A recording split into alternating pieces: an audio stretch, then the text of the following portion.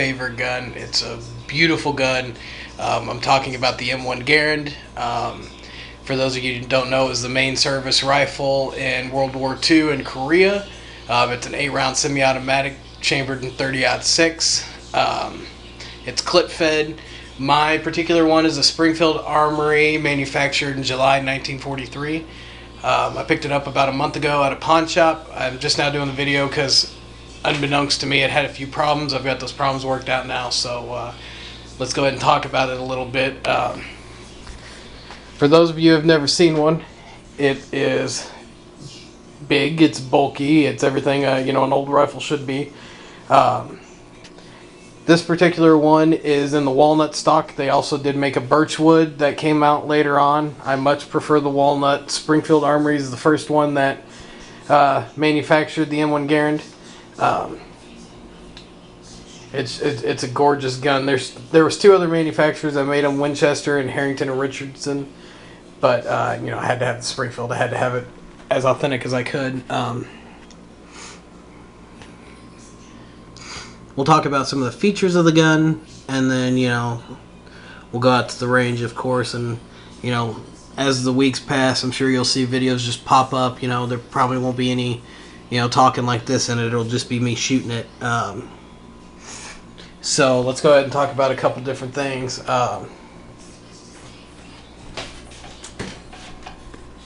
Here's what it looks like down the sights. Let me see if I can get it to line up with the front sight.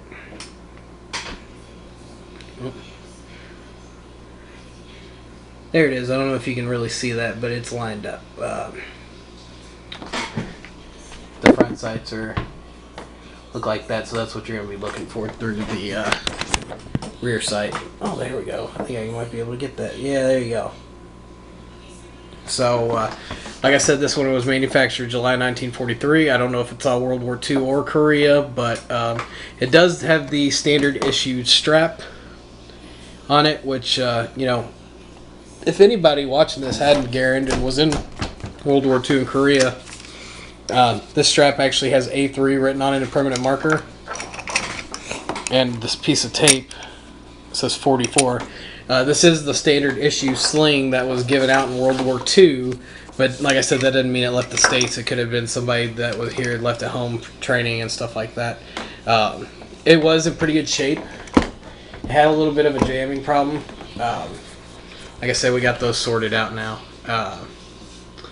So, like I said, it is fed by an 8-round clip, which looks like, which looks like this. This is a clip. This is a clip, an empty one. That's a clip. This is a magazine. If you don't know the difference, now you do. This is a magazine. Those are clips. They are different. They do have different names.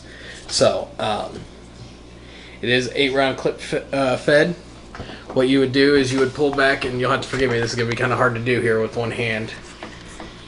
You would pull back on the op rod, lock it in place. That's what the receiver looks like. And what you would do is you would take your 8-round clip,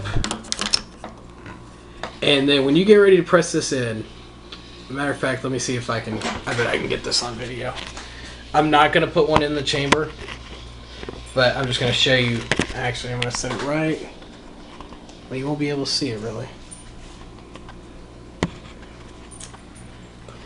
Alright.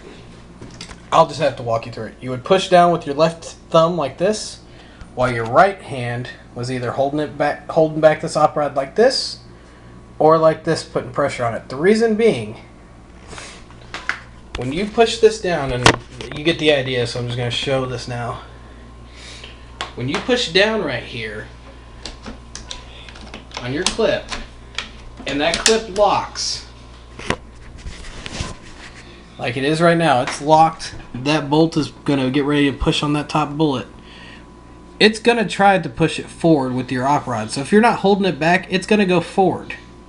Now, why is this a problem, you say? Let me unload this real quick. This button here is your clip ejector. Let me push that bullet back so it doesn't come out.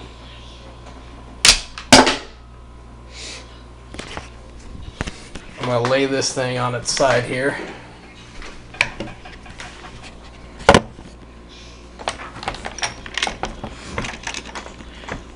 hold this back here so I don't lose my finger. When this thing pushes down and locks, your slide unlocks. And you don't want to have your finger in here because you will get Garand thumb. Because this thing does shut with some force. So that's why it is very important when you are loading this gun to keep some pressure on the op rod to keep it so when it's released, your finger is not caught in that, because it does hurt.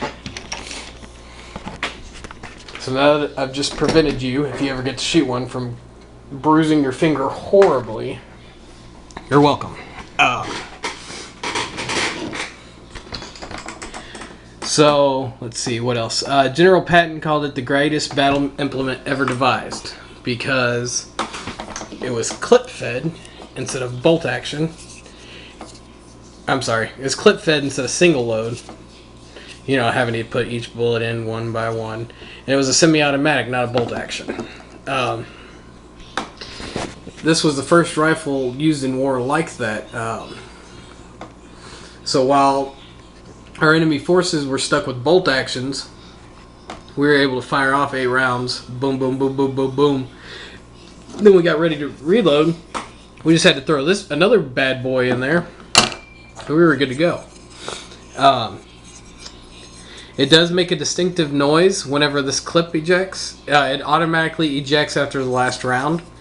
So after you fire that last round, this boy is going to pop up right behind the shell casing. I'm just going to kind of throw it on the table here so you can hear it. That wasn't really good. Let's try that again. So this was a disadvantage to this weapon in the beginning because the enemies would hear that ping and they would know that you were empty. Now, that wasn't really a big problem unless you were one-on-one. If you were one-on-one or you were the only one versus several Germans, then that was a problem because they knew you were empty. But it actually became an advantage because what we would do is we would have a clip fully loaded and we'd take an empty one and just throw it. So they would think we were empty and they'd pop their heads up and then we could, take care of them. Or somebody would just use their last round and the other guy would be waiting until he was finished unloading and then he would pop up. So yeah, it was a disadvantage, but we actually learned from it and it actually became an advantage because we could make people think we were empty. So that was pretty cool. I'll show you how to load a clip real quick. Let me set this down gently. Move this to the side of the table here.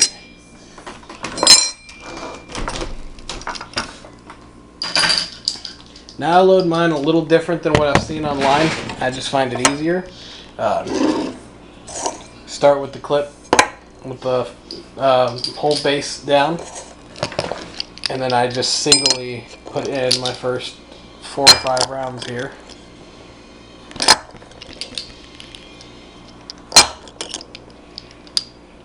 I usually do 5, and once that 5th one in here, I turn it on its, like how you feed it, and then I push down, pushing all the bullets down. Now I only have 3 left to go. 1, 2,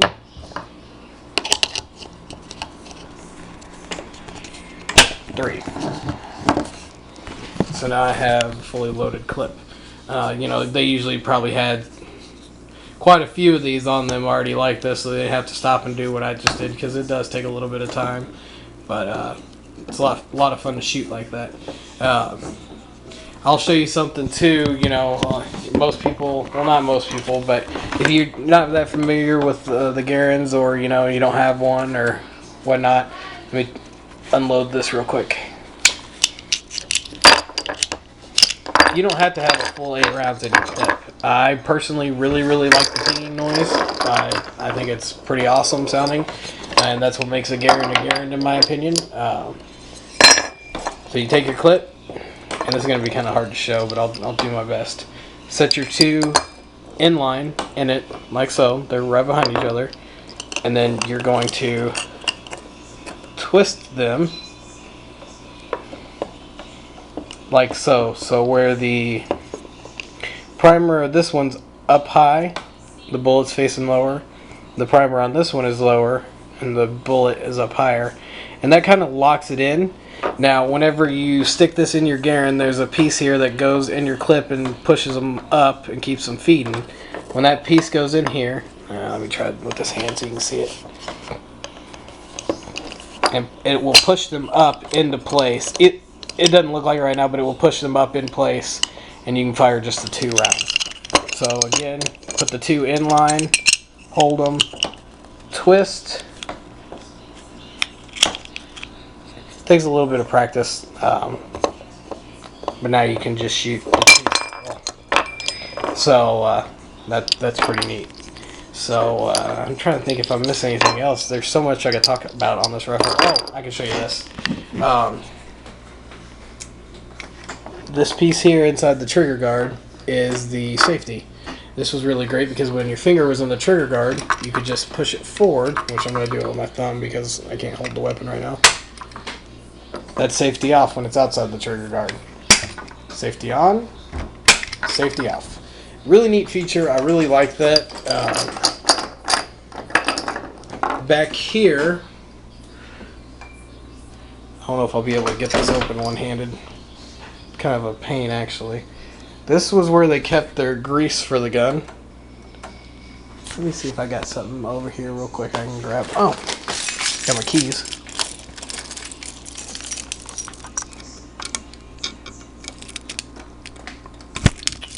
Don't think that's thin enough. I think that's still too thick, and I have no fingernails.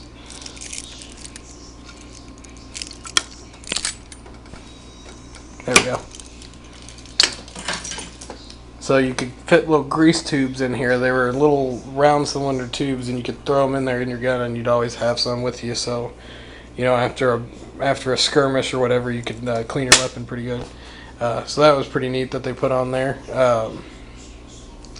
There was one more thing I was going to say here. Oh, this is very important. If you don't have a Garand, or you do and you're shooting commercial ammo out of it, stop. This gun was designed to shoot M2 ball ammo, military ball ammo. Don't shoot commercial ammo out of it. You're going to bend your op rod right here, and it's about $120 to replace. What you can do to shoot commercial ammo, this is gas operated. So what you can do, this is your gas plug. For $38 on GarandGear.com, or Garand Gear, wow, I said Garand. It's Garand, not Garand. They sell a different plug, and I have that different plug so I can shoot any ammo out of it I want. It's called a vented gas plug. It actually doesn't vent, so I don't know why it's called vented gas plug. You can replace this little bitty piece that screws in here for $38. Do it, and you can shoot whatever ammo you want to out of it. That's 30-06, of course, you know. Don't go trying to shoot 50 cals out of it. You're going to have a problem. Actually, you won't even be able to get the bullet to fit in there. Either way, I digress. Just get this for $38. It's a good investment. You know, it doesn't really take away from the value of the gun. You know, it looks like it belongs and everything like that. I held on to my original, of course, because I'm just weird like that. But go ahead and invest in one of these. One more thing that I just thought about.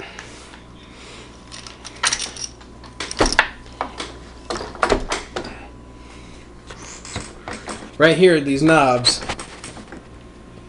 they turn. The right one is to adjust left and right, your sights.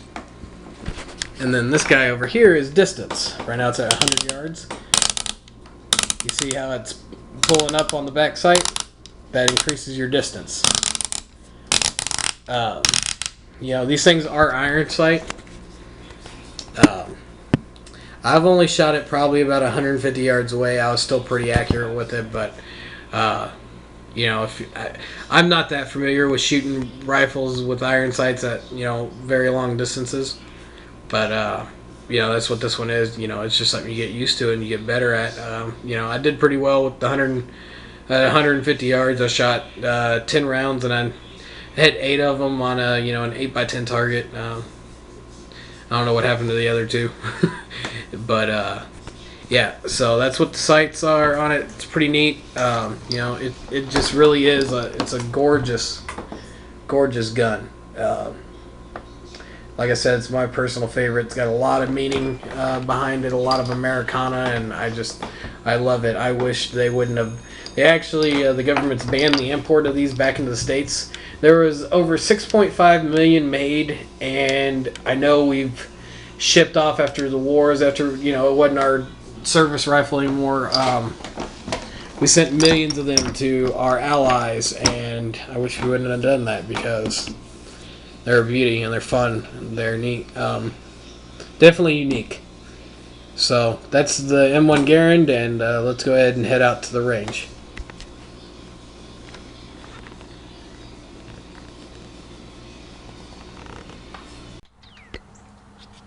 This is Travis with Smart Carry, and this is me firing my M1 Garand for the first time.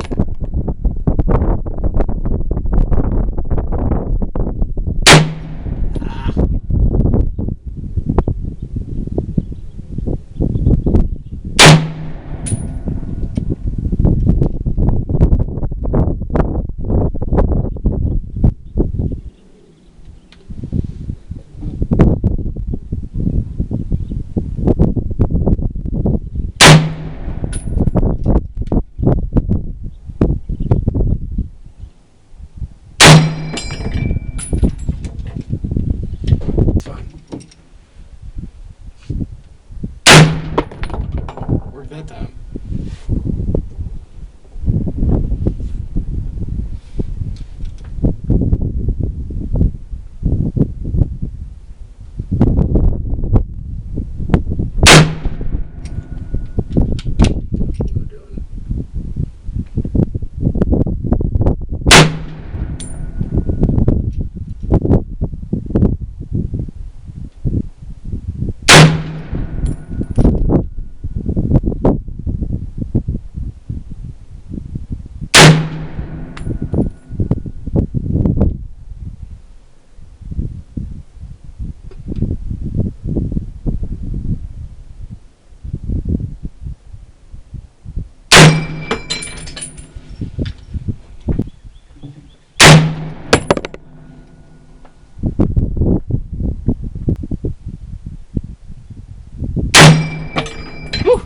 Oh, that's fun. That came very close to my face. That's fun. What? Shooting it. Yeah.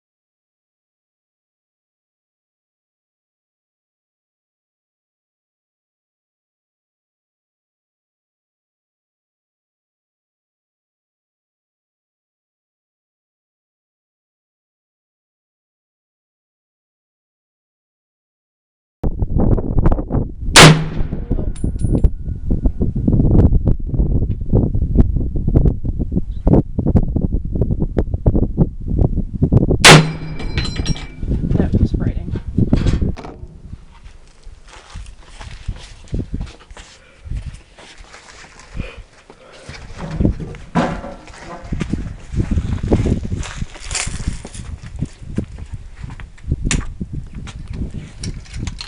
Well, at least they close at 6, not 5:30.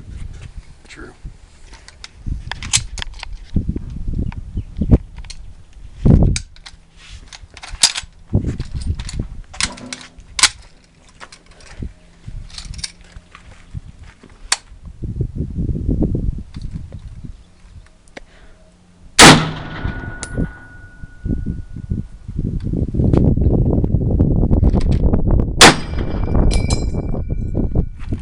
Cool.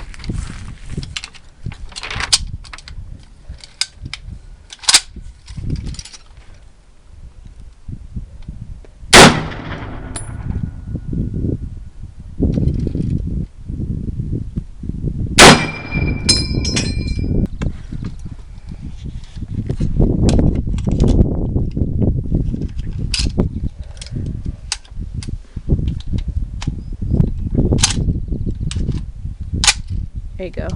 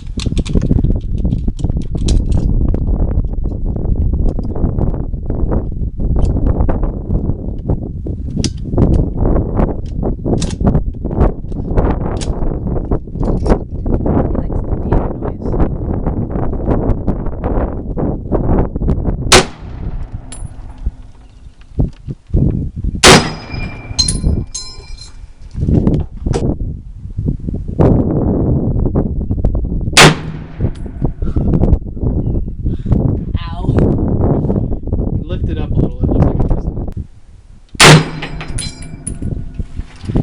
Well, let us see how I did.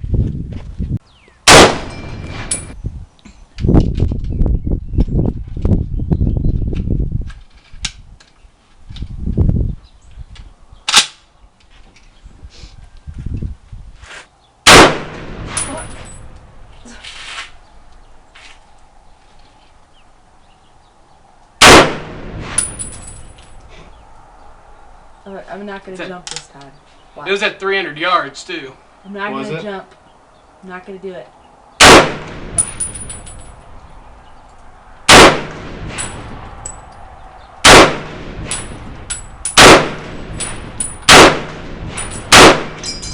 God. God fucking loves you. This is my rifle. This is my gun. This is for fighting. This is for fun.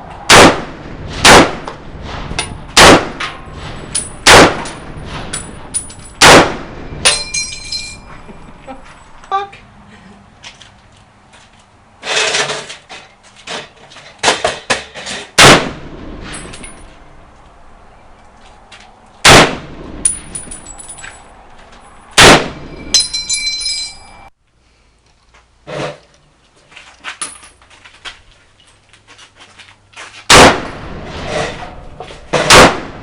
Tanner.